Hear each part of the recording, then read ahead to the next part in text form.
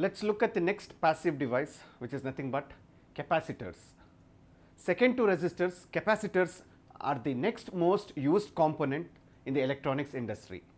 Capacitors find uses in all types of circuit, from logic circuits to power supplies and radio frequency circuits to audio ones. In addition to this, there are many types of capacitors, but despite their differences, they all rely on the basic concepts of capacitance.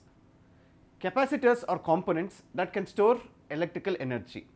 They can be charged up with the energy from a battery, then return that energy back later. The capacitance of a capacitor is a measure of how much energy or charge it can store.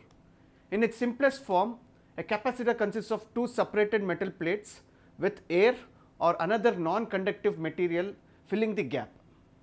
The bigger the plates, the bigger the capacitance. To stop the capacitors becoming impractically large, they can be rolled up.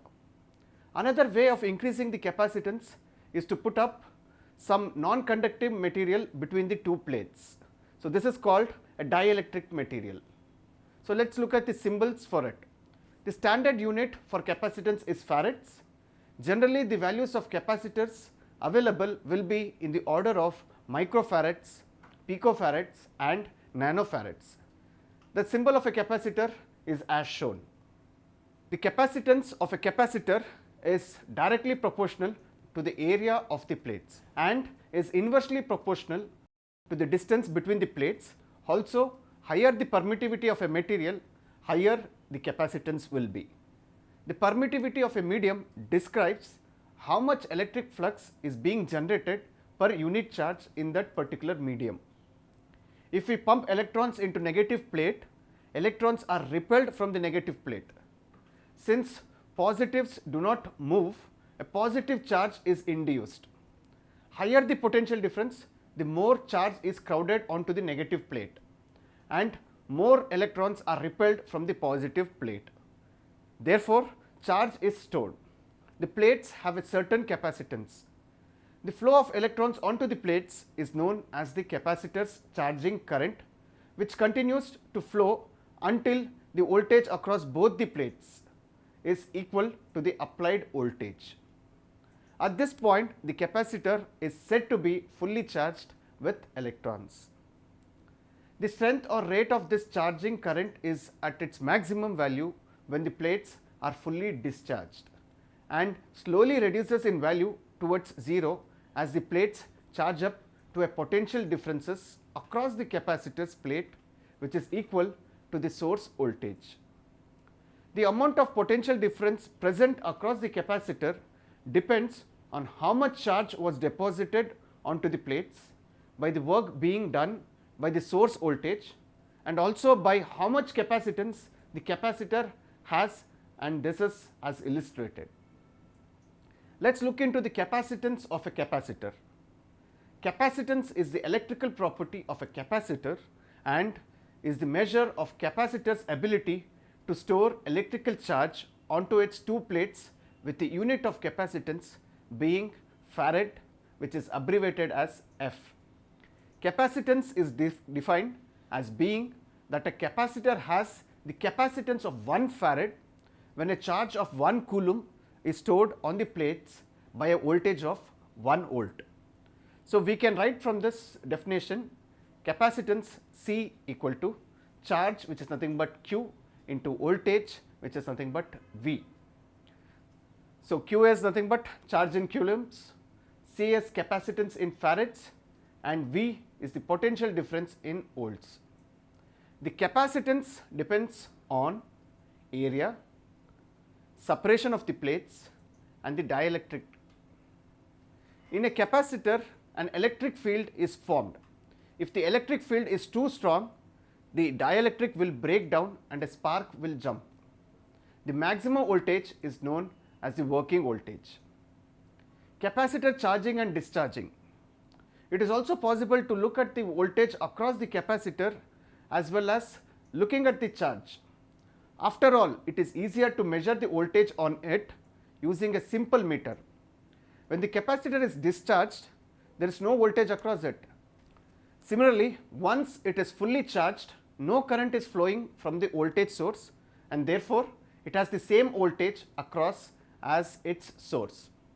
In reality, there will always be some resistance in the circuit, and therefore the capacitor will be connected to the voltage source through a resistor. This means that it will take a finite time for the capacitor to charge up, and to rise in voltage does not take place that instantly. It is found that the rate at which the voltage rises is much faster at first than after it has been charging for some while. Eventually, it reaches a point when it is virtually fully charged and almost no current flows through it. In theory, the capacitor never becomes full, that is, it never becomes fully charged, as the curve is asymptotic. However, in reality, it reaches a point where it can be considered to be fully charged or discharged and no current flows further. Similarly, the capacitor will always discharge through a resistance. As the charge on the capacitor falls, so the voltage across the plates is also reduced. This means that the current will be reduced, and in turn the rate at which the charge is reduced, it also falls. This means that the voltage across the capacitor falls in an exponential fashion, gradually approaching towards the zero. The rate at which the voltage rises or decays is dependent on the resistance which is present in the circuit.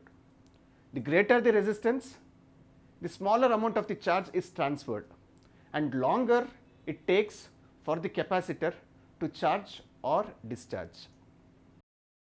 So let us look at energy in a capacitor. When we charge up a capacitor, we make a certain amount of charge move through a certain voltage. We are doing a job of work on the charge to build up the electric field in the capacitor.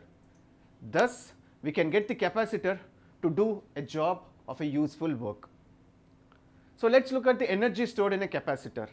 It is given by E is equal to half CV squared. So let us look at capacitors in series. So series combinations, how it works. Charge of every capacitor is Q. The voltage of total number of capacitors in series is V1 plus V2 plus V3. The value of the combined capacitance is. So let us look at capacitors in parallel. So capacitors in parallel have a common voltage supply across them, giving Vc1 equal to Vc2 equal to Vc3. Parallel capacitors, the equation C total equal to C1 plus C2 plus C3, and it all continues until the number of capacitors which are connected. Capacitor types. When we come to the capacitor types, there are three major types of capacitors, which are ceramic, electrolytic and tantalum.